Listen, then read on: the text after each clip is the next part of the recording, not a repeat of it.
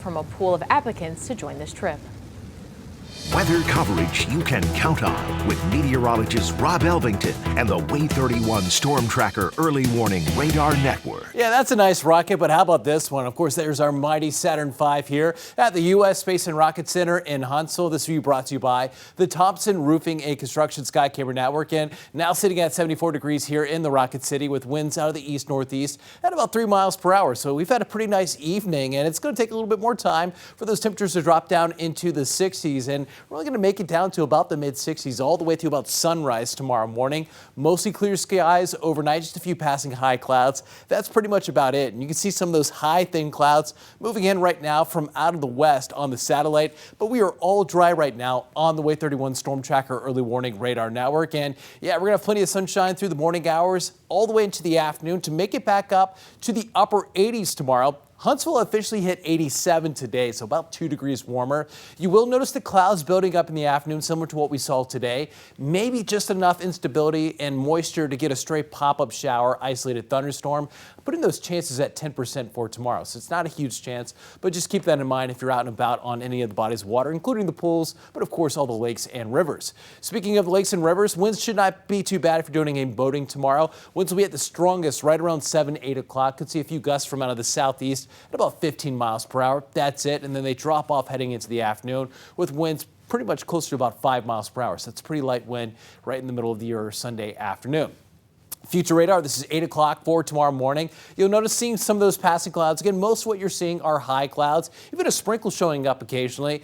Then heading into your Sunday afternoon, right around 2, 3 o'clock, we're starting to see some clouds and showers starting to bubble up. You'll notice most of the activity west of I-65, closer to the shoals. Again, we're not expecting anything strong or severe, but there is that chance for a stray shower, even an isolated thunderstorm.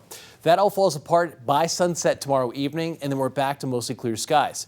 Then by Monday morning, as we kick off the new work week, we're tracking dry conditions, and then we'll toss in some of that afternoon heating. We'll see the clouds bubbling up, and we'll likely see some pop-up showers and storms developing. And you'll notice on Monday afternoon, most of the activity is east of I-65 and closer to Sand Mountain. So it looks like areas right along I-65, you'll likely stay dry over the next couple of days. And you'll notice on the map, we're seeing a little bit of green showing up, but that's indicating about a trace. But look how the map fills in heading through the next 7 days. This little brighter blue stripe, that's 1 inch of rain through the next 7 days. But if you get closer to the Tennessee state line, you'll notice the purples, that's closer to about 2 inches of rain. So a pretty active pattern once we get past the next couple of days. And that's due to a front that will be dropping south through Tennessee. And it's going to be a very slow mover. So you'll notice a lot of heavy rain off to our north on Tuesday afternoon. Some of that dropping south into North Alabama. More showers and storms developing into your Wednesday and into your Thursday, though that front will be sagging to our south as we wrap up the work week.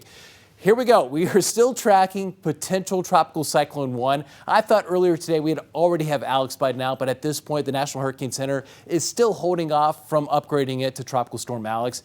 But by 8 o'clock tomorrow morning, that icon right there is a tropical storm. So we should have the first named storm system of the season, but we'll just have to wait and see. That's what it looks like on future radar, staying offshore of the Carolinas. It's going to be a fish storm as it stays out into the Atlantic Ocean.